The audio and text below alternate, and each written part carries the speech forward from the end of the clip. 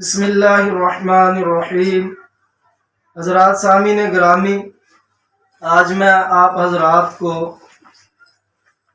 بھینس اور کٹے کی قربانی کے بارے میں مدلل گفتگو کرنے جا رہا ہوں۔ سب سے پہلے یہ بات سمجھیں کہ بعض لوگوں کی طرف سے یہ اعتراض کیا جاتا ہے کہ بھینس اور کٹے کا ثبوت چونکہ آپ علیہ الصلوۃ والسلام سے نہیں ہے، آپ نے بھینس اور کٹے کی قربانی نہیں کی، اس لیے ہم بھی ترک کرتے ہیں۔ وہ کہتے ہیں کہ اس لیے نہیں کرنی چاہیے اور اس پر وہ زور ڈالتے ہیں۔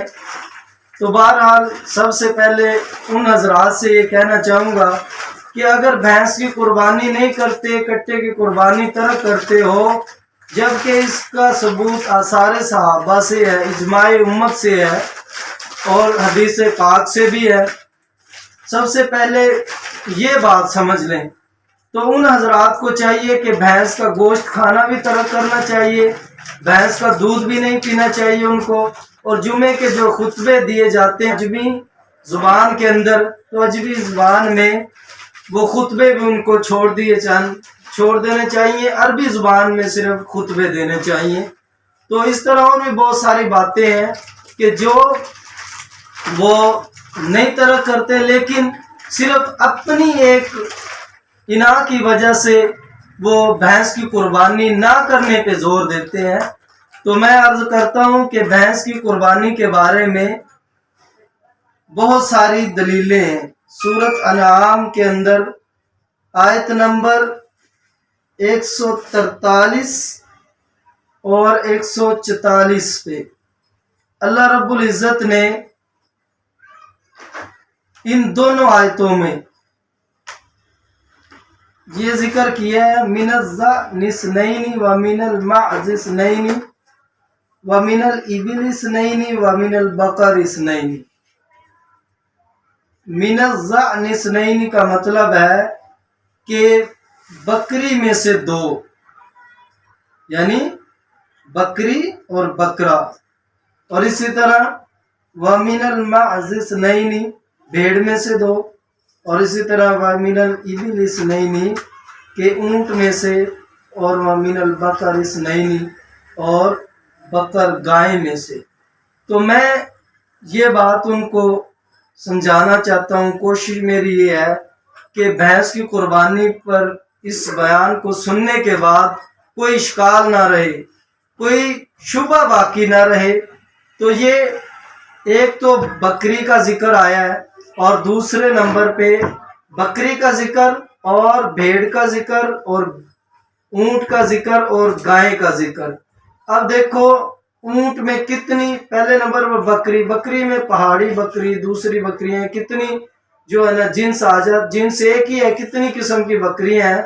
تو یہ دیکھو اس میں ساری بکریاں آ گئی۔ اب بھیڑ کے اندر دمبا بھی اس میں داخل ہے، یعنی دمبے کی قربانی بھی اسی سے ثابت ہوئی، اور اس کے بعد اونٹ کی بھی جتنی بھی 9 قسمیں ہیں سب اس میں داخل ہے، اور بکر کے اندر بھینس کی قربانی کا ثبوت ہے۔ اور ویسے بھی بکر کا جو لفظ ہے لغت کے اندر اگر دیکھا جائے تو یہ بھینس کے اوپر بھی، جاموس کے اوپر بھی صادق آتا ہے۔ تو لغت کے اعتبار سے بھی اور قرآن مجید میں جنس کے اعتبار سے اگر دیکھا جائے تو قرآن سے ثابت ہوا کہ بھینس کی قربانی کرنا بالکل جائز ہے، درست ہے۔ اور اس کے بعد حدیث پاک میں بھی اس کا ثبوت ملتا ہے۔ حدیث پاک میں سب سے پہلے حدیث کی تعریف سمجھیں۔ حدیث پاک کیا ہے؟ آپ علیہ الصلوۃ والسلام کا قول، فعل، تقریر، یہ حدیث ہوئی، سنت حدیث ہوئی۔ یعنی صحابی اگر میں آپ علیہ الصلوۃ والسلام کے سامنے کوئی فعل کرے اور آپ اسے نہ ٹوکیں، خاموش رہے، تب بھی وہ بات تسلیم کی جاتی ہے، یعنی دلیل کے طور پر وہ مانی جائے گی۔ جس طرح آپ کا فرمان ہے ایسے اس بات کو تسلیم کیا جائے گا۔ تو حضرت علی رضی اللہ تعالیٰ عنہ سے منقول ہے، حضرت علی فرماتے ہیں، حضرت علی سے مروی ہے، الجاموس ترضی عن سبعۃ فی الاضحیہ، تو یہ الجاموس کا لفظ بھینس کے لیے بھی بولا جاتا ہے، اور اسی طرح بکر کا لفظ یہ گائے اور بھینس دونوں کے لیے بولا جاتا ہے۔ تو حضرت علی رضی اللہ تعالیٰ عنہ سے اس کا ثبوت ملتا ہے، اور فن حدیث کی روشنی میں تابعی کا قول بھی حدیث ہوتا ہے۔ اور اسی طرح دلائل کے اندر امام ابن منذر فرماتے ہیں تمام مسلمانوں کا اس بات پر اتفاق ہے۔ کیا اتفاق ہے؟ بھینس کا حکم گائے والا ہے، اور اس کا حوالہ جو ہے وہ حوالہ منذری کتاب ہے، اس کے اندر پایا جاتا ہے۔ اور اسی طرح ہدایہ کے اندر بھی ہے، جلد نمبر 2 صفحہ 447، باب الاضحیہ وَيَدْخُلُ فِي الْبَقَرِ الجاموس، داخل ہے بکر میں بھینس بھی۔ تو دیکھو یہ ابن منذر رحمت اللہ علیہ سے جو کہ تابعی ہیں، ان سے بھی ثبوت ملتا ہے۔ اور امام حسن بصری رحمت اللہ علیہ یہ بھی تابعی ہیں، ان سے بھی وہ فرماتے ہیں الجاموس بمنزلۃ البقر، اور یہ مصنف ابن ابی شیبہ مسند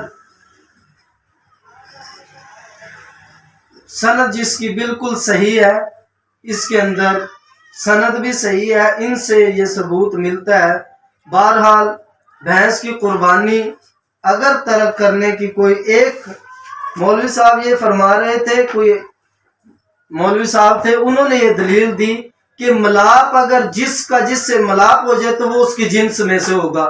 اگر آج کے دور میں تو انہوں نے کہا کہ گائیں، کیونکہ گائیں کا کوئی بھی قسم کی گائیں ہو تو اس کی گائیں کے ساتھ جنس میں یعنی ملاپ ہو جاتا ہے۔ تو اگر اس بات کو لیا جائے تو پھر انہوں نے کہا کہ دیکھو گدھے کا خچر سے گھوڑے سے ملاپ ہو سکتا ہے، تو یہ اس کی جنس میں سے ہوا، جبکہ بھینس کا گائے سے ملاپ نہیں ہوتا۔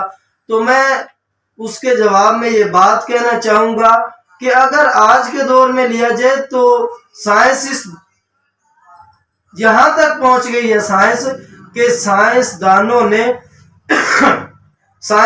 نے انسان کے ساتھ جانوروں کا ملاپ بھی کروایا، یعنی انہوں نے یہ بات بھی ثابت کی کہ انسان کے ساتھ کسی حد تک جانور کا ملاپ بھی ہو سکتا ہے۔ تو اس لیے ملاپ والی آپس میں یہ جنسی تعلق والی کوئی دلیل نہیں ہے، کوئی بات نہیں ہے، یہ نہ کسی مصنف نے لکھی ہے، نہ مفسر نے لکھی ہے، نہ محدث نے لکھی ہے۔ تو میں نے عرض کر دیا ہے کہ قربانی کے اس کا خلاصہ سن لیں۔ پہلے نمبر پر جو لوگ کٹے اور بھینس کی قربانی میں اس سے وہ اعراض کرتے ہیں، اس بات کو تسلیم نہیں کرتے، قربانی نہ کرنے کے حق میں ہے، تو ان کو چاہیے کہ بھینس کا کیونکہ ان کی دلیل ہے کہ نبی علیہ الصلوۃ والسلام سے ثابت نہیں، تو اس لیے بھینس کا گوشت کھانا بھی نبی علیہ الصلوۃ والسلام سے ثابت نہیں، اس کو ترک کریں، جمعے کے خطبوں کو ترک کریں، اور اس کے علاوہ جتنی بھی باتیں ہیں۔ تو میں آخر میں عرض کر دیتا ہوں کہ قرآن مجید میں سورۃ انعام آیت نمبر 143 اور 44 جس میں جنس کا ذکر کیا ہے، اور اس کے اندر وہ 8 ثمانیۃ ازواج کا ذکر ہے۔ ثمانیۃ ازواج کے اندر پھر آگے تفصیل ہے، اور اس کا جواب میں نے عرض کر دیا ہے، اور حدیث پاک میں حضرت علی سے مروی ہے، وہ فرماتے ہیں کہ بھینس کی قربانی بھی درست ہے، اور اسی طرح امام ابن منذر سے ثابت ہے۔ حسن بصری رحمت اللہ علیہ نے بھی اسی کی تائید کی ہے، انہوں نے فرمایا الجاموس بمنزلۃ البقر، تو وہ بھی یہی فرماتے ہیں۔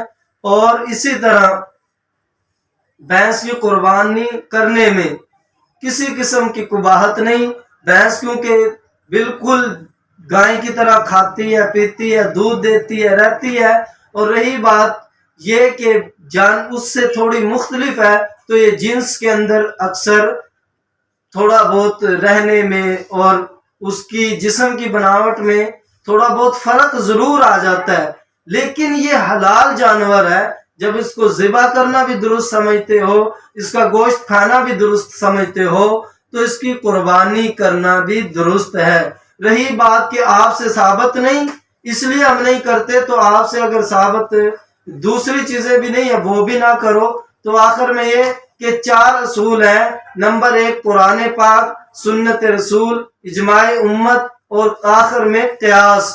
تو ان 4 اصول میں سے بھی جو مسئلہ ثابت ہو جائے تو وہ بالکل درست ہوتا ہے، اس پہ عمل کرنا بھی جائز ہے اور درست ہے۔ وآخر الدعوانا الحمد للہ رب العالمین۔